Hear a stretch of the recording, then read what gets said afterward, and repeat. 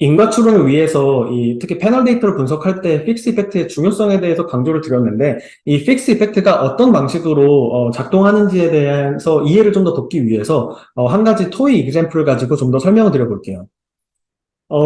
우리는 이제 사실 모바일 쓰면서 이 앱에서 이제 푸시 노티피케이션을 굉장히 많이 받는데 이 푸시 노티피케이션이 제품 구매에 미치는 인과적인 효과를 분석하기 위해서 다음과 같이 굉장히 심플한 데이터를 고려하고 있다라고 한번 생각을 해볼게요. 이게 이제 패널 데이터라는 거는 우리가 이제 쉽게 보실 수 있을 거예요. 지금 커스터머가 여럿이 있고, 그리고 이제 각 커스터머에 대해서 지금, 여러 시간대에 대해서 이렇게 반복적으로 데이터가 관찰되고 있으니까, 우리 이거는 이제 패널 데이터 또는 롱지튜디널 데이터라는 거 쉽게 볼 수 있죠. 그리고 여기서 보면은 지금 이 푸시 노티피케이션을 받았는지 여부가 이 트리트먼트가 될 거고, 지금 커스터머 1과 커스터머 2는 지금 둘째 날에 트리트먼트를 받았으니까 트리트먼트 그룹이 되고, 이 커스터머 3는 트리트먼트를 받지 않았으니까 컨트롤 그룹이 되겠죠. 그리고 이제 이 purchase amount를 메인 아웃컴으로 한번 생각을 해볼게요.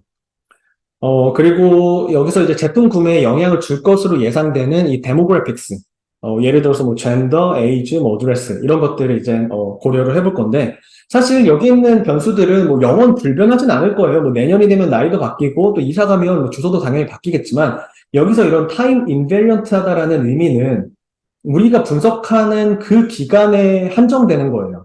그래서 지금 우리가 여기서 이 심플한 데이터에서는 지금 3일만 고려하고 있기 때문에 이 3일 내에서는 이 젠더나 에이지나 어드레스는 변하지 않으니까 이건 이제 타임 인베리언트한 어떤 코베리에이트라고 우리는 생각해 볼 수 있겠죠. 여기서 커스터머 1, 2, 3에 대한 픽스 디펙트를 고려를 한다면은 이렇게 각 커스터머를 나타내는 어떤 더미 베리어블로 구현이 되겠죠. 그쵸? 그래서 이 더미 1은 커스터머 1을 나타내서 커스터머 1이면 1, 나머지는 0.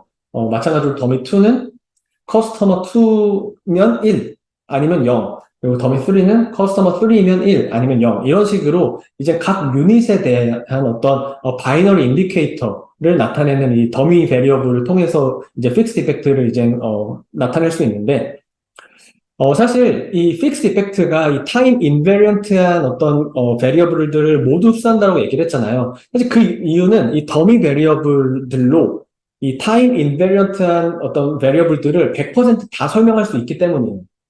예를 들어서 여기 젠더를 보면은 자, 이 젠더는 이 더미를 일단 D라고 해볼게요. 그러면 이 D1, D2, D3로 100% 표현할 수 있어요. 아주 간단하죠? 1 D1 플러스 0 D2 플러스 1 D3 이렇게 하면은 이 젠더 베리어블은 100%다 설명 가능해요. 에이지도 마찬가지죠.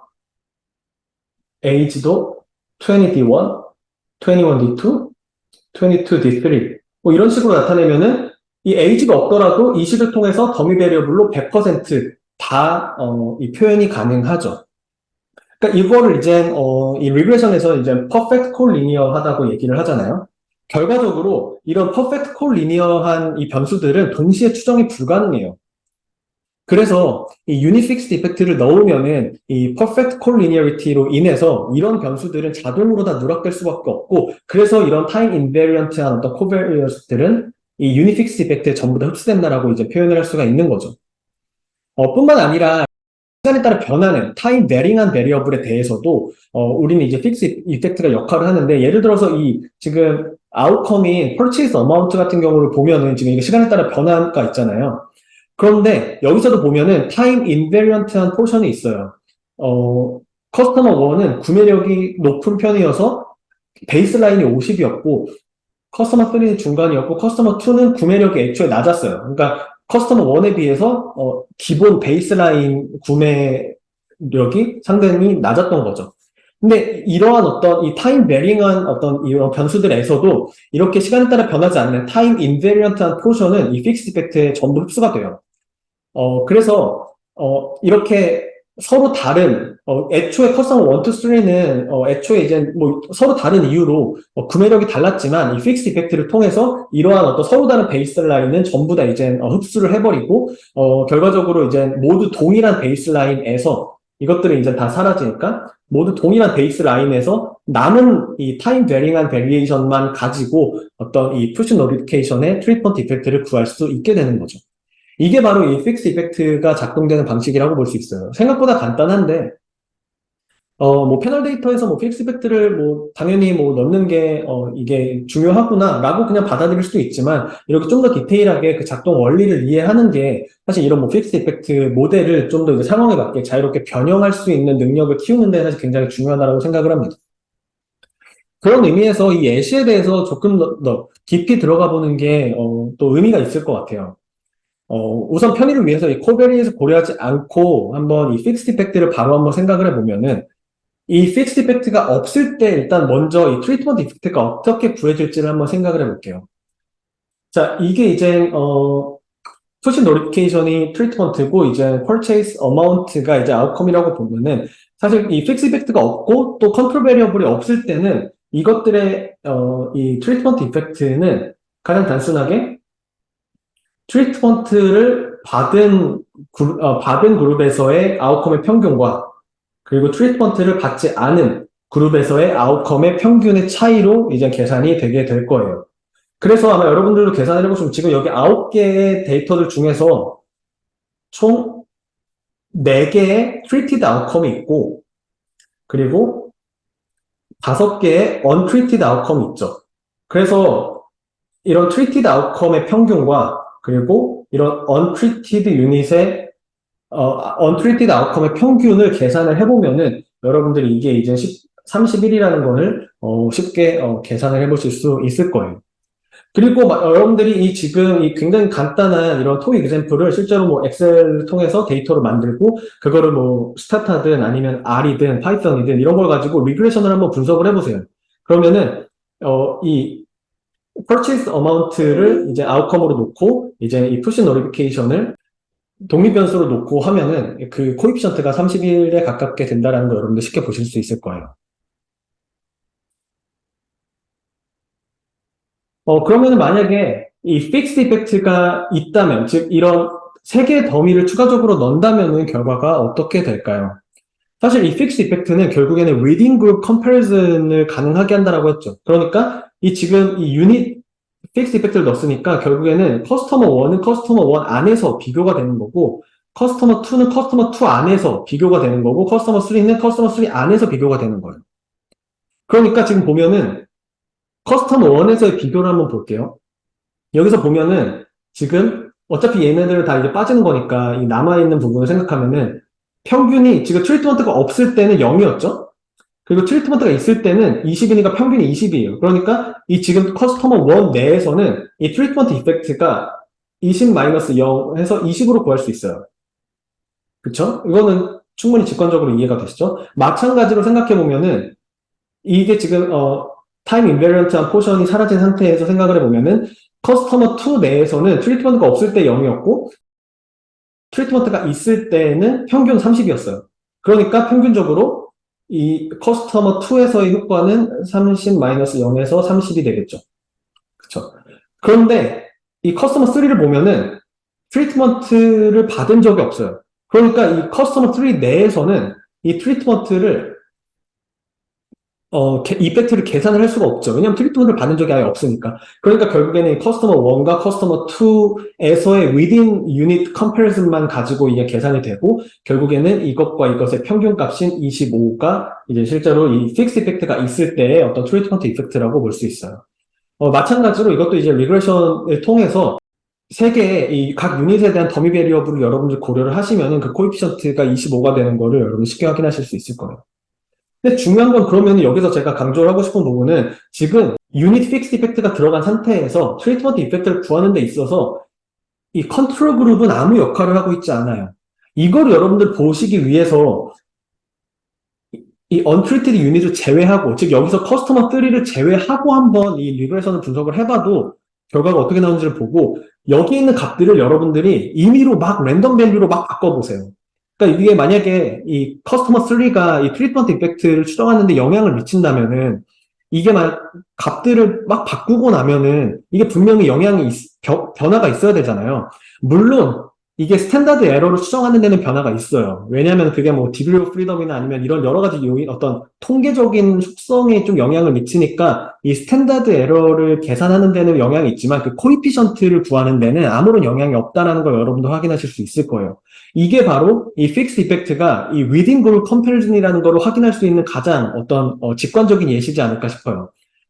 이 유닛 픽스 이펙트를 넣음으로써 결국에 우리가 하고 있는 거는 지금 각 유닛 내에서의 within 그룹 컴패리즌 밖에 못하는 거예요. 그러니까 이 컨트롤 그룹인 커스터머 3는 아무 역할을 못하고 있는 거죠. 그러니까 이거는 사실 우리가 진짜 원하는 계산이 아니잖아요. 왜냐하면 우리는 이 트리트먼트 이전에 이 트리트먼트 그룹과 컨트롤 그룹의 차이를 고려를 함으로써 타임 베링 컴파운더까지 고려를 해줘야 되는데 이런 방식으로는 지금 이 컨트롤 그룹과의 그 차이를 계산할 수 있는 방법이 없잖아요. 그렇기 때문에 결국에는 타임 픽스 이펙트 여기서는 이게 타임이 이제 데일리니까 데이 픽스 이펙트를 고려를 해야 되는 거겠죠.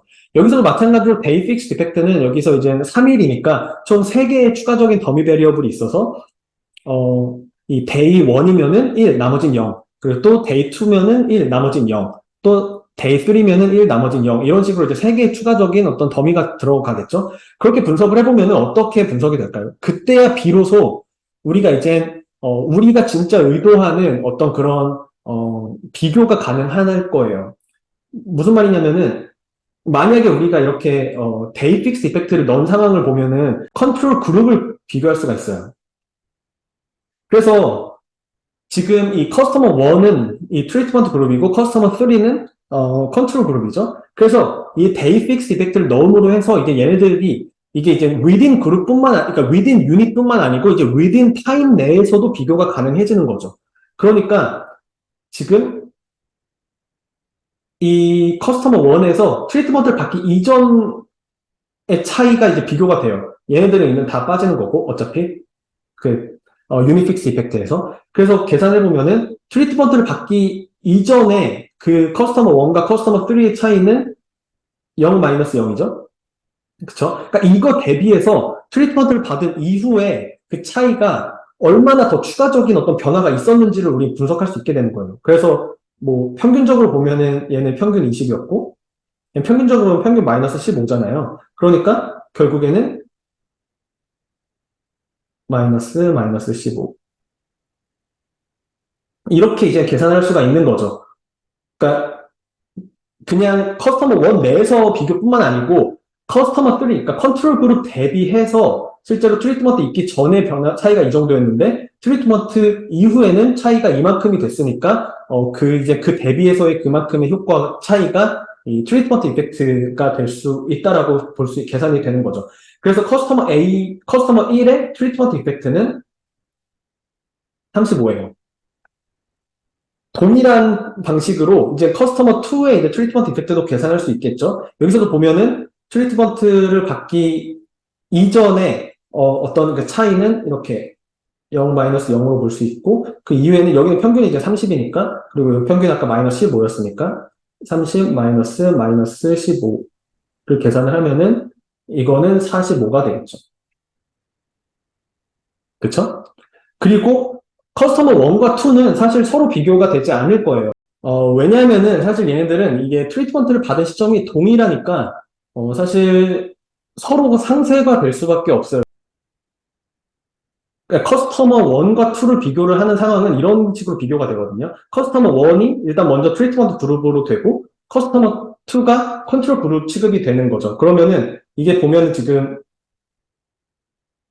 차이는 0이고 그리고 여기서의 차이는 얘가 이제 컨트롤 그룹 행세를 하니까 20-30이니까 결국에는 마이너스 10일 거고 그럼 또 두 번째는 얘가 트리트먼트 그룹으로 되고 이제 그 커스터머 1이 이제 컨트롤 그룹 취급이 되는 거겠죠? 그러니까 사실 이거 그냥 그대로 뒤집어서 30-20 -0 하니까 10이에요. 그러니까 이거의 평균이면 결국 0이라서 이게 결국 트리트먼트 시점이 같으면은 이제 서로 역할 바꿔서 이렇게 비교를 해도 결국엔 상쇄가 되기 때문에 사실 거의 없는 거나 마찬가지죠. 그래서 결국에는 이렇게 타임 픽스 이펙트, 데이 픽스 이펙트를 넣고 난 다음에는 결국에는 이런 어떤 컨트롤 그룹을 고려할 수 있었고 그렇게 해서 계산한 어떤 커스터머 1에서의 이펙트가 35였고 그리고 커스터머 2에서의 트리트먼트 이펙트가 45였으니까 그걸 평균인 40이 계산이 돼요. 근데 여기서는 이 커스터머 3가 분명히 역할을 하고 있죠. 그러니까 이 커스터머 3를 제외를 하고 나면은 결과가 완전히 달라져요. 그러니까 이제 이 이 데이 픽스드 이펙트를 통해서 비로소 이제 이 컨트롤 그룹의 역할을 우리는 부여할 수 있게 된다는 걸 확인할 수 있겠죠. 근데 여기서 한 가지 또 재밌는 부분은 지금 여기서는 사실 이 계산이 단순했던 게 트리트먼트를 받은 시점이 지금 둘째 날로 다 동일했어요. 그쵸? 근데 만약에 커스터머 1이 이때 받은 게 아니고 이때 트리트먼트를 받은 게 아니고 셋째 날 트리트먼트를 받았다고 하면은 어떨까요? 그러면은 커스터머 1은 셋째 날 트리트먼트를 받은 거고 커스터머 2는 둘째 날 트리트먼트를 받은 거잖아요. 이런 걸 이제 스태거드 트리트먼트라고 얘기를 하거든요. 이렇게 스태거드 트리트먼트가 되면은 사실 계산이 굉장히 이상해져요. 사실 이게 굉장히 중요한 포인트고 이제 이 difference and differences 배울 때 저희가 이제 더 자세하게 배우게 될 텐데 한번 여러분들이 그 상황을 조금 더 잘 이해하기 위해서 지금 이런 단순한 이그젬플에서 이게 이제 스태거드 트리트먼트가 있을 때는 상황이 어떻게 이상해질 수 있는지 한번 여러분들 스스로 고민을 해보시는 게 뒤에서 이 어드밴스드 DID를 배우는 데 있어서 좀 더 도움이 되지 않을까 생각을 합니다. 이거는 잠깐 뭐 조금 힌트를 드리자면은 앞에서는 커스터머 1과 2를 비교를 할 때 서로 트리트먼트 시점이 같으면은 이게 서로가 이제 이게 서로 대칭을 이루고 있어서 상쇄가 된다라고 했잖아요. 원래라면은 이게 이제 둘째 날, 셋째 날이 트리트먼트 이후이기 때문에 이게 서로 바꿔도 동일해야 되는데 이게 만약에 트리트먼트 서로 이게 다른 상황이라고 한다면은 트리트먼트 시점이 다른 상황이라고 한다면은 트리트먼트 이 커스터머 1에 대한 트리트먼트 시점은 얘가 되니까 얘랑 얘가 이렇게 비교된 상황인데 만약에 트리트먼트 2가 트리트먼트 그룹이고 커스터머 1이 컨트롤 그룹인 경우에는 이 둘째 날과 셋째 날이 트리트먼트 기간이 되는 거니까 이게 이제 대칭이 되지 않으니까 얘네들이 상쇄가 안 되고 뭔가 이게 이제 조금 그 트리트먼트 이펙트 추정을 좀 이상하게 바꿔놓는 어떤 동기가 되는 거죠.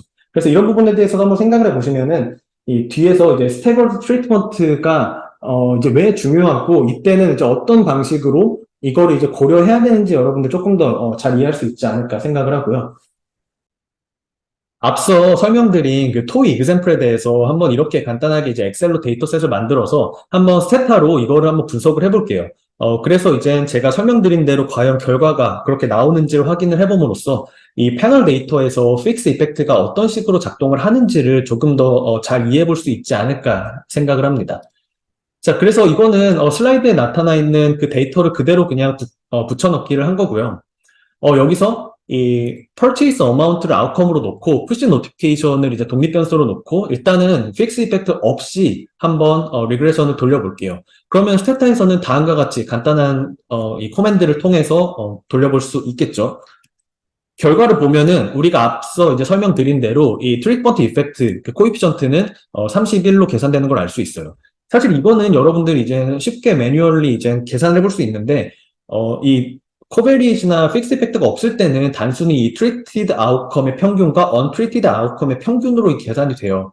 그래서 간단하게 이 트리티드 아웃컴의 평균을 한번 이렇게 계산을 해보고 또 untreated outcome을 이렇게 계산을 해보면은 이렇게 나오고 그것의 차이가 바로 우리가 지금 이렇게 계산할 수 있는 31이 되는 거예요. 그렇죠? 자, 이번에는 그러면은 이 커스터머에 대한 픽스 이펙트를 추가를 해서 한번 분석을 해볼게요. 그러면은 이 커스터머 1, 2, 3에 대한 더미 베리어블을 넣음으로써 이 픽스 이펙트를 이제 구현을 할 수 있는데 이 스테타에서는 이렇게 i라는 이 키워드를 통해서 쉽게 이 어떤 카테고리 베리어블에 대한 더미 베리어블들을 만들 수 있죠. 그래서 이걸 한번 분석을 해보면은 앞서 설명드린 대로 25라는 이 이펙트가 추정이 되는 걸 알 수 있어요. 이 25라는 트리트먼트 이펙트는 이 커스터머 1에서의 효과, 그리고 커스터머 2에서의 효과의 평균이라는 거를 설명을 드렸죠. 그쵸? 그런데 이 커스터머 3 같은 경우는 지금 이게 커스터머 픽스 이펙트만 넣은 상태이기 때문에 커스터머 내에 within 커스터머 컴패리즌밖에 되지 않고, 그래서 이 커스터머 3는 지금 이 계산에 아무런 이제 지금 포함이 되어 있지 않다라는 것도 설명드렸어요. 그럼 그거를 조금 더 확인을 해보기 위해서 이 커스터머 3 데이터를 제외하고 한번 이걸 분석을 해볼게요. 그랬을 때도 이 25라는 이 효과가 그대로 동일하게 추정이 돼야겠죠. 그래서 스테타에서 이렇게 커스터머 아이디가 3이 아닌 데이터만 가지고 이 동일한 분석을 해보면은, 보시면은 이 푸시 노리피케이션에 대한 코에피션트가 25로 그대로 이제 유지되고 있는 거를 확인할 수 있죠. 그리고 더 나아가서 진짜 이 픽스 이펙트를 통해서 이 within unit comparison이 됐을 때 이런 컨트롤 그룹이 아무런 역할을 하지 못한다라는 것을 조금 더 확인을 하기 위해서 이 커스터머 3에 대한 이 아웃컴을 임의로 한번 랜덤 밸류를 한번 이렇게 지정을 해볼게요. 그래서 엑셀에서 이 랜 환수를 써서 랜덤 밸류를 만드는데, 이게 이제 0에서 1 사이의 값을 주니까 이게 조금 값을 좀 비슷하게 맞추기 위해서 100을 곱해서 한번 만들어 볼게요. 자, 지금은 그래서 결과적으로 이 컨트롤 그룹에 속해 있는 커스터머 3에 대해서 그 아웃컴을 지금 랜덤하게 막 계속 바꾸는 거예요. 그래서 여기서 엑셀에서 F9를 누르면은 이게 계속 이제는 숫자가 이렇게 랜덤하게 업데이트가 돼요. 그래서 이렇게 랜덤한 숫자에 대해서도 과연 이게 진짜 커스터머 3가 이런 트리트먼트 이펙트를 추정하는데 아무런 이제 활용이 안 됐다면은 이렇게 랜덤한 숫자가 막 바뀌어도 이 25라는 이 트리트먼트 이펙트는 변함이 없어야겠죠. 그쵸? 그래서 한번 이런 새로운 숫자에 대해서 이 엑셀 파일을 다시 한번 저장을 하고 스타타에서 이걸 다시 한번 그대로 불러와서 그대로 한번 분석을 해볼게요. 그러면은 보면은 지금 이 커스터머 아이디 3에 대한 그러니까 픽스 이펙트에 대한 효과는 좀 바뀌었어요. 그럼에도 불구하고 지금 푸시 노티피케이션에 대한 효과는 25로 유지가 되고 있는 걸 볼 수 있죠. 그래서 한 번 더 확인하기 위해서 F9를 눌러서 이 값을 한 번 더 업데이트를 하고 이거를 다시 한번 저장을 하고 새로 업데이트된 데이터 파일을 다시 불러와서 또 한 번 분석을 해볼게요. 그러면은 보시면은 이 커스텀 아이디 3에 대한 이 픽스 이펙트의 효과는 분명히 달라졌죠. 분명히 이제 랜덤 밸류가 이제 한번 업데이트가 됐으니까. 그럼에도 불구하고 이 25라는 이 코에피션트, 이 트리트먼트 이펙트는 변함이 없는 걸 알 수 있어요. 이를 통해서 이 커스터머 픽스 이펙트라는 거는 바로 이 커스터머 내 within 커스터머 컴패리즌을 가능하게 하고, 그렇기 때문에 이런 컨트롤 그룹에 있는 이런 변수들은 실제로 이런 트리트먼트 이펙트 추정에 아무런 역할을 하지 못한다라는 거를 이런 예시를 통해서 한번 확인해 볼 수가 있겠죠. 그러면은 결국에는 우리가 다시 그 슬라이드에서의 예시랑 조금 더 이제 일맥상통하게 하기 위해서 다시 이걸 앞서 마찬가지로 이제 30, 20, 10으로 다시 그대로 놓고 다시 불러올게요. 이 상태에서 그러면은 이번에는 이 커스터머 픽스 이펙트 뿐만 아니라 이 타임 픽스 이펙트, 여기서는 이 데이 픽스 이펙트까지 한번 추가를 함으로써 우리가 의도했던 대로 이렇게 컨트롤 그룹과 이 트리트먼트 그룹 간의 차이까지도 우리가 이제 비교할 수 있도록 한번 분석을 해볼게요. 그러면은 사실 스타타에서는 우리가 앞서 이 커스터머 아이디에 대한 더미를 만들었던 것처럼 이 day라는 이 카테고리 변수에 대해서 이 i라는 키워드를 통해서 동일하게 이런 더미 베리어블을 만들 수가 있겠죠. 이렇게 분석을 해보면은 앞서 설명드렸던 대로 40이라는 트리트먼트 이펙트가 계산이 되는 거를 알 수가 있어요.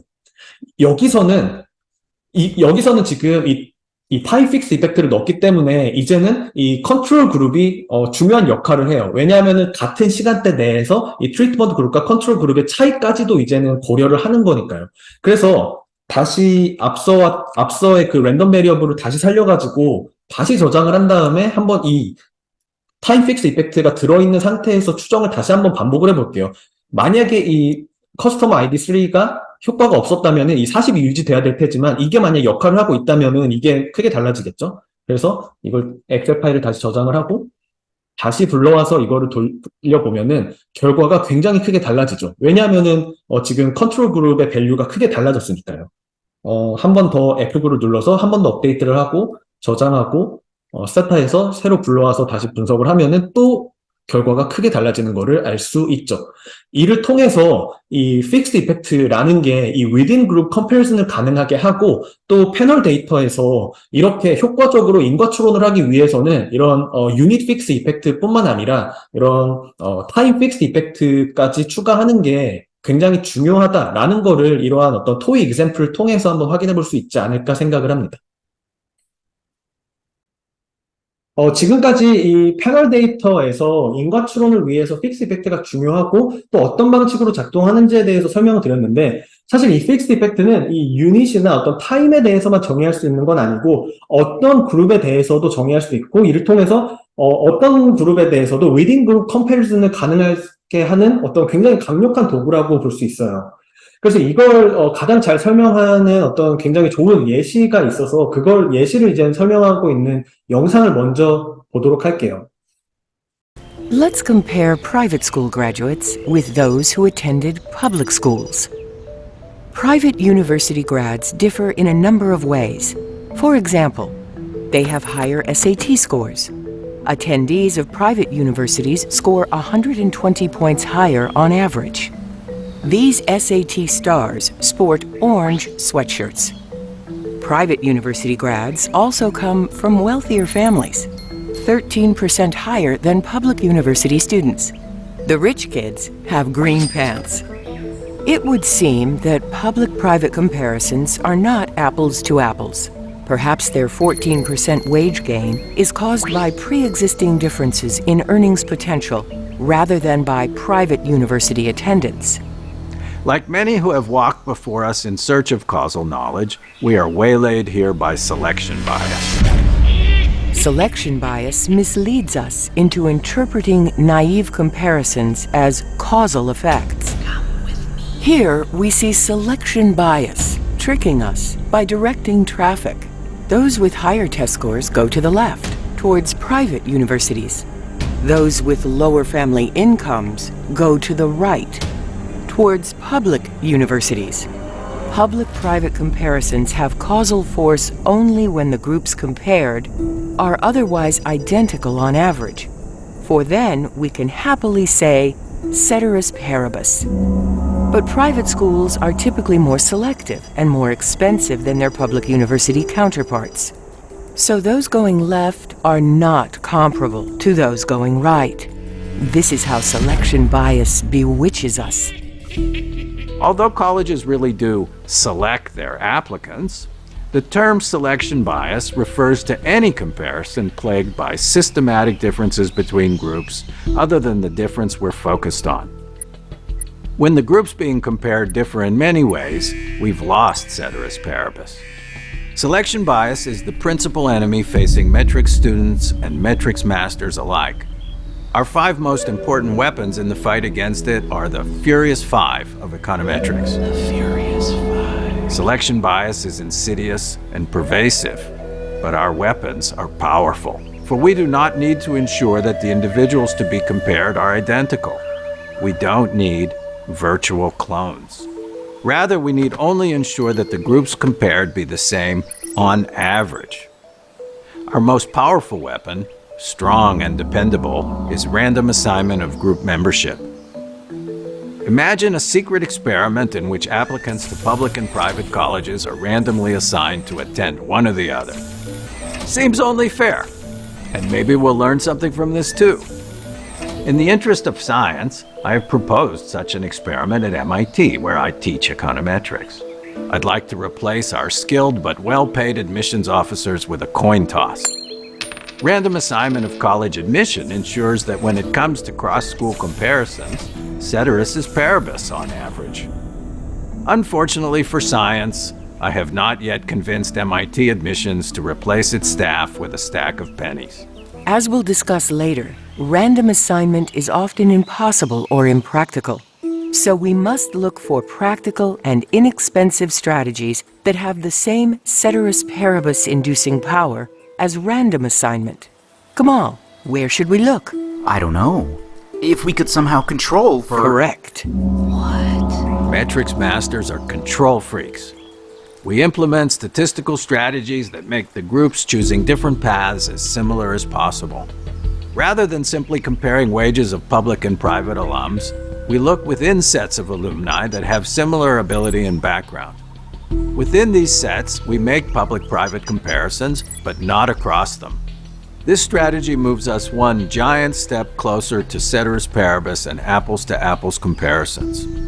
Let's look again at the Furious Five.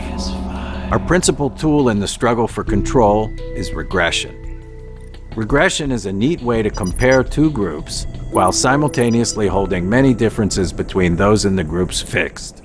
Do regression estimates show that private university education is worth paying for? Good question. Using regression to adjust for applicant ability and family background, and a few demographic characteristics like race and sex, reduces the private college premium from 14% to 9%. 9% still seems pretty good. 9 is legit. But do we have true ceteris paribus? Camilla? I'm not sure we controlled for everything. Maybe private school students are more ambitious or smarter in ways not fully captured by test scores. If so, comparisons are not apples to apples even after the adjustments you speak of. Worrying indeed. The possibility that the variables we've adjusted for using regression do not fully account for group differences is called omitted variables bias, or OVB. That's bad. OVB is selection bias in a regression context. We suffer the effects of OVB when the regression we've got is not the one we want. The regression we want, the regression of our dreams, has more and better controls than the one we've got. How can we control for something like ambition? Is there an ambition index? It's not easy to produce ceteris paribus comparisons. Regression is a tool, it's not magic. Yet sometimes the results unearthed by this tool are striking. Masters of Econometrics Professors Stacy Dale and Alan Kruger faced the challenge of selection bias and OVB. In a famous academic study, Dale and Kruger controlled for the many possible differences between students who've attended different types of schools. They had the insight that selection bias in this context originates in two forces: student ambition and college opportunity. Most students have a pretty good sense of their own aptitude, inclination, and motivation for schoolwork. These forces are summarized by the type of schools they apply to. At the same time, college admissions offices invest massive hours and energy into ascertaining who will succeed on campus. They evaluate and select for academic ability and college commitment. What if we compare the outcomes of those who had the exact same acceptances and rejections? Compare two high school students, Maya and Mariana, both admitted to UNC and Duke, but not to Yale. Similarly ambitious and judged similarly capable by these three schools' admissions offices, Maya opts for Duke because a friend is going there, while Mariana heads to UNC and Chapel Hill. Maya and Mariana are not clones, of course, and they've chosen different types of schools for personal reasons. But otherwise, they have a lot in common.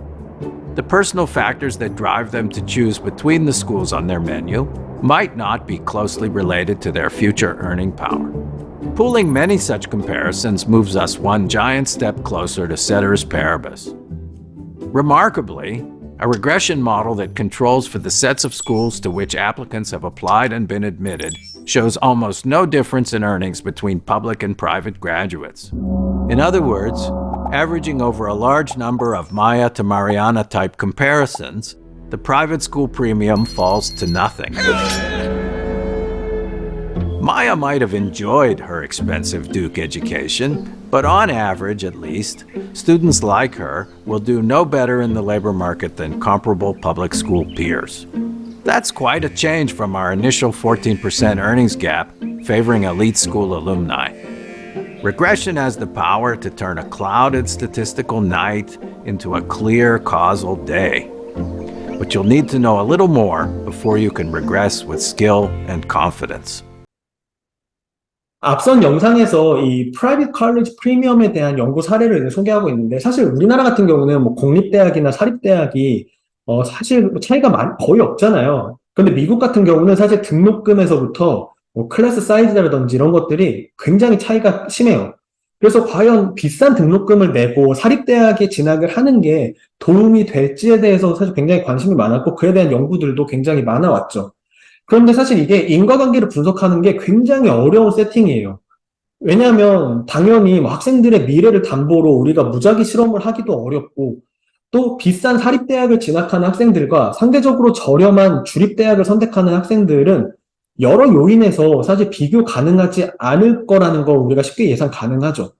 그쵸? 당연히 집안이 어느 정도 여유가 있는 학생들이 어떤 훨씬 더 비싼 어떤 사립대학을 갈 확률이 높겠죠. 그리고 여러 가지 뭐 이런 좀 뭐 어떤 동기라든지 아니면 잠재력, 적성 이런 것들도 굉장히 차이가 있을 텐데 이 영상에서도 설명을 하고 있는 것처럼 가정 환경이나 뭐 지적 수준 이런 거는 뭐 테스트 성적이라던가 아니면은 뭐 어떤 뭐 하우스홀드 인컴 같은 뭐 여러 어떤 사회 경제적인 변수들을 가지고 명시적으로 통제를 할 수 있겠지만 사실 눈에 보이지 않는 차이도 굉장히 많아요. 학생의 잠재력이라든지 아니면은 적성이라든지 아니 모티베이션이라든지 앰비션이라든지 뭐 이런 것들까지 사실 이런 거는 측정도 불가능하고 뭐 눈에 보이는 어떤 그런 종류의 그런 변수들이 아니기 때문에 이거를 뭐 명시적으로 통제한다는 건 쉽지 않겠죠. 그래서 이 연구에서 낸 아이디어는 바로 같은 대학들에 지원하고 또 같은 대학들에서 합격 통보를 받은 학생들은 그 대학들에서 각 입학 사정관들이 굉장히 여러 요인들을 종합적으로 평가했을 거기 때문에 학생들의 어떤 학업 적성이나 아니면 모티베이션 같은 이런 요인들까지도 다 고려가 됐을 거고 그렇기 때문에 같은 대학들에서 합격 통보를 받았다는 거는 서로 그런 요인들에 있어서 비교 가능할 수 있다라는 거를 이제 착안을 하고 있죠. 그러니까 만약 두 학생이 있는데 이 두 학생은 모두 아이비리그 중에 하나 있죠. 이 프라이빗 스쿨인 이 유펜과 그리고 이제 퍼블릭 스쿨인 이제 펜스테이트에 모두 합격을 했다라고 한다면은 이들의 뭐 잠재력이나 어떤 능력이나 이런 거는 뭐 충분히 비슷하다라고 가정을 할 수 있을 거예요. 그러니까 두 학교의 어떤 입학 사정관들에게 같이 좋은 평가를 받았고 둘 다 합격을 할 수 있었겠죠. 그런데 만약 한 학생이 이제 유펜에 갔고 또 다른 학생이 이제 펜스테이트에 갔고 또 그로 인해서 만약에 졸업 후에 연봉이 달라졌다고 한다면은 그건 분명히 어떤 사립대학의 인과적인 효과에 가깝다라고 추론을 해볼 수 있겠죠. 사실 굉장히 기발하면서도 또 굉장히 말이 되는 이런 접근이라고 생각을 해요. 그런데 문제는 사실 그러니까 이렇게 생각하면은 굉장히 되게 좀 똑똑한 전략이다라는 거는 이해를 하겠는데 문제는 이걸 어떻게 구현하고 또 데이터를 어떻게 추정할 수 있을지에 관한 거겠죠. 다시 말해서 같은 대학에 합격한 학생들끼리 비교를 하는 거는 어떻게 보면은 그러니까 하나의 어떤 아이덴티피케이션 스트래티지이고 이거를 데이터를 통해서 추정을 하는 에스티메이션은 또 다른 이제 얘기일 수 있겠죠. 그래서 이 연구에서는 이러한 어떤 이 within peer group comparison을 fixed effect를 통해서 구현을 하고 있어요. 그러니까 이해를 돕기 위해서 조금 더 상황을 더 간단하게 해보면은 지금 9명의 학생들이 있고 이들 중에 3명은 사립대학에 갔고 나머지는 공립대학에 갔다고 해보죠.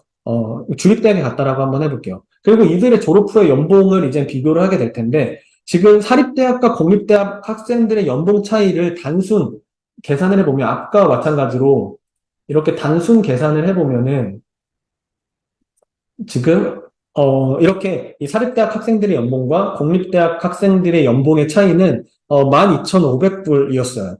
그러니까 사실 꽤 큰 거죠. 사립대학 진학이 연봉 상승의 밑거름이 됐다라고 결론을 내릴 수 있을 만큼의 어느 유의한 어떤 차이라고 볼 수 있어요.